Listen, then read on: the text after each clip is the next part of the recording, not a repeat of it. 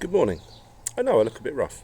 I haven't had that much sleep, and I sound a bit croaky this morning. But I thought I would just give my views on how I feel the rally went yesterday, and extremely positive actually. It's been a few years since I've been to a thing. The last one would have been an anti-lockdown protest back in 2020, and that ended up very nasty indeed. Um, the police were extremely heavy-handed. They didn't have their nice soft clothes on with their short sleeves on, like they do for policing the actual troublemakers. No, they came straight out with all their armour on and their battens and all of that, and it was like straight away. It was like, okay, they're going to be nasty. But yesterday, to the point I left anyway, there was the police stayed completely out of the way. In fact, Tommy even sort of said, he acknowledged that, and he said thank you to the police for um, not intruding on us, because it was, I think they knew. You can tell they when I was seeing the police as I was walking, on the march, none of them looked stressed at all. They looked completely relaxed. They know that this is not a crowd that is going to be violent. It's weird, that, isn't it? Funny how like the extreme far right, comprising of people of lots of different colours and backgrounds, men and women, disabled, children, and just all sorts of people. That's obviously the far right, and but they don't act like it. Very strange. Um, the other big positive I took from this was out of the people I talked to when I was there. Um, there weren't any, like, what I would call, that I spoke to, veterans of this protesting. They're not people that have been going to these marches. There will have been them. It's just I didn't talk to anyone that was like that. The people I spoke to were new to all this. So that's what I wanted before I went. I was very keen and interested to what I hope that there's a huge groundswell now of people that have just, they've had it. They've reached their breaking point where they said, no, I don't care anymore. I don't care how much you villainise the people organising this march, how much you villainise me for going along to it. I don't care. We want our country back. And there was a few sing-songs, there's a few Tommy Tommy Tommies and all that, and I kind of, I don't do that anymore. I'm really just there to support and to, appreciate. So anyway, speeches, they were all really good. It was lovely to see Jared Batten. I saw him looking not very well. I don't think he's been very well. I hope whatever he's been through, he's recovering from. Let's hope. But for me, the standout speech was Carl Benjamin, our Sargon of Akkad. Um, he he had a very serious demeanour, but very calm, and when he speaks, it's like a surgeon's scalpel. He really does get to the point, and his message was that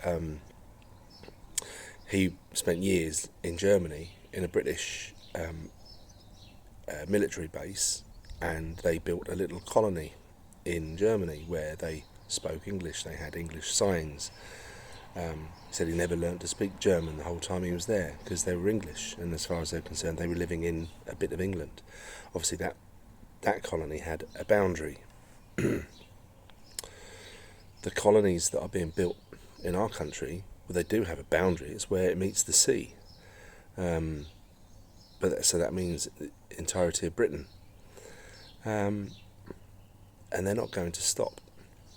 And they're going to keep going until it's resisted. It's as clear as day. So anyone that doesn't think that, you're kidding yourselves. Now, recently I've been, the recent video I did, I was, sort of in a way mocking people that are voting for reform, thinking that's an answer. I guess you go on, you go ahead if it makes you feel better. But what we're going to have is we're going to have a globalist government still. No matter what you do, it's not going to change. I think I came to the conclusion a couple of years ago with voting, and I thought, okay, I think I've now realised that I still held out faith that there was a chance to make a difference through voting. No, no, there just isn't anymore. It's too late for that. The corporations that have total control over our government are not going to let it go, and they don't care how much carnage, how much blood is spilt. They don't care. They want their one world government. They want to have a central base for governance of the entire planet, and they're doing a very, very good job about about getting it. So you carry on and vote if you want. Vote for whoever you want. We're going to have a globalist government. I think what you do need to come to, the realisation that there's no point. You should spoil your ballot. That's what I'm going to do. I'm going to spoil my ballot. I'm not going to vote Labour to accelerate anything, because I don't even necessarily that convinced that they are going to accelerate anything, not straight away anyway. So it's get on board with this movement. Now, you might not like Tommy for a myriad of reasons. You might not like him because you think he's a thug, and Tommy, at the end of the day, anyone, it would take only the real zealots that support him to say that he doesn't have a bit of an issue with punching people. Yeah, he does. And as I say, I could already hear the comments. Winston, yeah, but he gets attacked. I know he gets attacked, but come on. So there might be that reason why people don't like him. There's a lot of people that now don't like him because he's very much in bed with the people from the country where they wail at a wall, let's say. And he is. And I think, though, there's been a time where the only way somebody that was standing up against Islam in this country, the only way they could really make ends meet would have been by having support from Israel, because they're not going to get it from anywhere else. So that you might have your reasons, and I'm not going to say you're wrong for whatever your reasons are. But as you say, this movement is not a Tommy Robinson movement. This is a mega movement, if you like. Let's make England great again. Sorry to the Scots and the Irish. I really now I'm an Englishman, and that's what I care about first and foremost.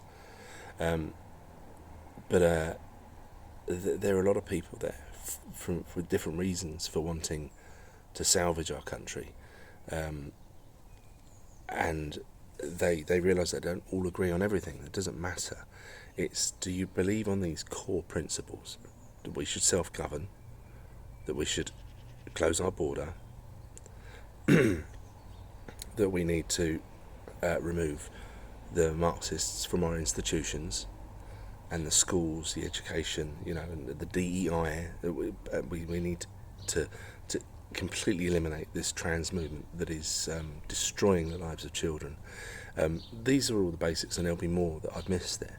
But if you believe in those, you don't all have to believe the exact details on the politics of it, because then you become a hive mind, you become a cult of your own. So let's have our disagreements, and eventually one day when we win, we can work those out. But for the time being, let's stand up for what is good, what is decent in our country, and let's eliminate this toxic poison. And there's going to be trouble. On a little side note, I was struggling after a couple of hours of standing in there after the long walk and all that sort of stuff. My feet and my legs were killing me, and there was a lot of people, sort of left actually because their legs were aching. So we do need to get a bit fitter as a nation.